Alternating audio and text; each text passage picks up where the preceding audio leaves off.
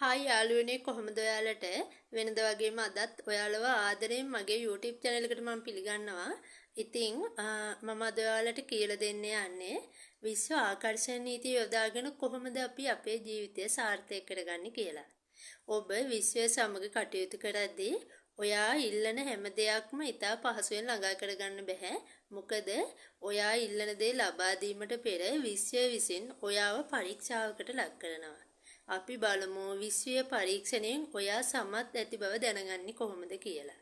විශ්වීය පරීක්ෂණයෙන් ඔයා සමත් ඇති බවට හඟවන එක කරුණක් තමයි ඔයා කුමන අවස්ථාවකට මුහුණ දුන්නත් ඔයාගේ හිතේ තියෙන සංසුන් බව හා සාමකාමී බව. ඔයාගේ හිතට මොන ප්‍රශ්න ආවත් ඔයා වැටෙන්නේ නැහැ. මොන තරම් වාදක ආවත් ඔයා වැටෙන්නේ නැහැ.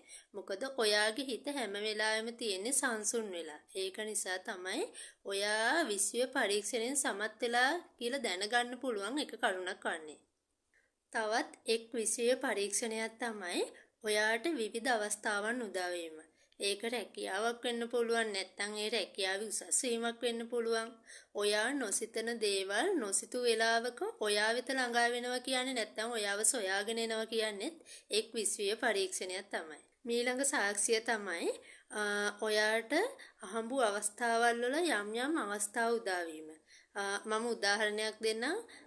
ඔයා නිවාසයක් ගැන නැත්නම් වාහනයක් ගැන සිහින මවමින් ඉද්දී ඒ වාහන තමයි ඔයාගේ නිතර ඇස ගැටෙන්න පටන් ගන්න. කොතන මොන දේ කොහොම කරත් ඔයා යන තැන ඒ වගේ වාහන දකින්න පටන් ගන්නවා. නැත්නම් නිවාසයක් වුණත් ඔයාගේ යන තැන ඔයා ඒ සිහින මවපු නිවස නැත්නම් ඒ වාහනේ දකින්න පටන් ගන්නවා. ඒකත් එක් විශ්වීය පරීක්ෂණයක් තමයි. මේ හැම පරීක්ෂණයකින්ම ඔයා සමත් වෙලා කියලා ඔයාට දැනගන්න පුළුවන් ඉඟි තමයි මම ඔයාලට මේ උදාහරණ ලෙස කිව්වේ. ඔයා දේවදූතාංක නිතර දකිනවා කියන්නේත් ඔයාට ඒ විශ්වයේ එන පණිවිඩයක්. එක සංඥාවක් තමයි ඔයා දේවදූතාංක දකිනවා කියන්නේ. ඉන් බොහෝ විටම බොහෝ දුරට එකකින් අදහස් වන්නේ ඔයාට ඔයා සිහින මවන දේ ඔයාට ළඟා වීමට ආසන්න බව හඟවන සංඥාවක් තමයි ඔයා දේවදූතාංක දකිනවා කියන්නේ. තව එක කරුණක් විදිහට මම ඔයාට කියන්නම්.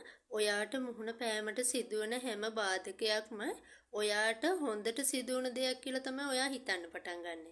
ඉතින් මේ හැම දෙයක්ම ඔයාට එන්නේ ඔයාගේ ජීවිතයේ හොඳ දෙයක් වෙන බව ඔයාට දැනෙන්න පටන් ගන්නවා කියන්නේත් මේ විශ්වයේ එක පරීක්ෂණයකින් ඔයා සමත් වෙලා කියලා දැනෙන හැඟීමක් තමයි. ඒ වගේම ඔයාට නිතර වර්තමානයේ තුල ජීවත් වීමට හිතෙන්න පටන් ගන්නවා. අතීතයේ පරණ මතකයන් ඔයාට අමතක වෙන්න පටන් ගන්නවා. ඔයාට නිතර වර්තමානයේ ජීවත් වෙන්න පටන් ගන්නවා කියන්නේ ජීවත් වෙන්න හිතෙන්න පටන් ගන්නවා කියන්නේ ඔයාට මේ අර විශ්වීය පරීක්ෂණේ ඔයා සමත් වෙලා කියලා බව දැනෙන හැඟීමක් තමයි. මොකද ඔයා මේ මම කියපු හැම උදාහරණයක්ම ඔයාට දැනෙන්න පටන් ගන්නේ ඔයා අර විශ්වීය පරීක්ෂණය සමත් වෙලා ඇති බව හඟවන කරුණු. ඉතින් ඔයා හැම බාධකයක්ම ඔයා සාමකාමී හිතින් අර හිතට යටි හිතට දෙනවා නම් ඔයා මේ හැම ප්‍රශ්නයකටම මුහුණ දෙන්න සාමකාමී හා සරල බවින් කියන එක ඔයාට දැනෙන්න පටන් ගන්නවා. ඒ වගේම ඔයා කරන කියන හැම දෙයකින්ම ඔයා සතුටටපත් වෙනවා. මොකද ඔයා පොඩි හරි දෙයක් කරා නම් ඔයා ගොඩාක් අර හිත ඇතුළෙන්ම තමයි ඒ දේ කරන්නේ. ඔයා අර භක්තිවන්තව තමයි ඔයා කරන කියන හැම දෙයක්ම කරන්නේ ගෞරවාන්විත ඔයාගේ හිතට එකඟව කරන දේවල් තමයි තියෙන්නේ. ඔයාට හැම පොඩි හරි දෙයක් කරා නම් ඔයාගේ හිතට අවංකව කරන්න පටන් ගන්නවා. එක් විශ්වීය පරීක්ෂණයක් ඔයා සමත් වෙලා ඇති බව හඟවන කරුණක් තමයි ඔයා යම් දේවල් චූටි දේවල් ඔයා වෙත ළඟා වෙමින් පවතිනවා. ඔයා ඒ දේවල් හැකි ඉක්මනින් ළඟා කරගන්න. උදාහරණයක් විදිහට ඔයාට දැන් මොනවා හරි කන්න ආස දෙයක් හිතේ මැවෙන ඔයාට ඒ දේ කන්න ඕන කියලා හිතනවා.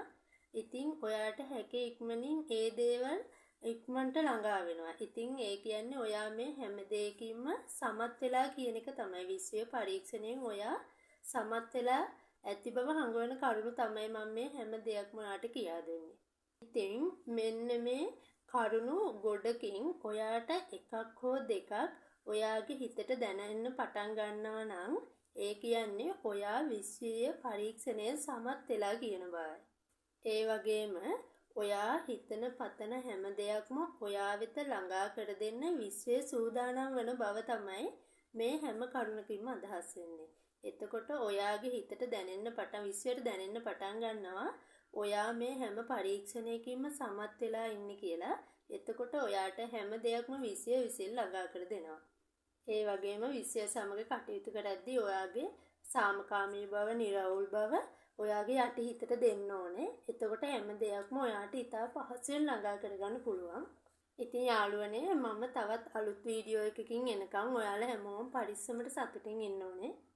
ඉතින් යාළුවනේ මගේ channel එක subscribe කරලා, comment කරලා, like කරලා තියාගන්න. අලුත් වීඩියෝ එකක් දානකම් ඔයාලා හැමෝම පරිස්සමට සතුටින් ඉන්න ඕනේ.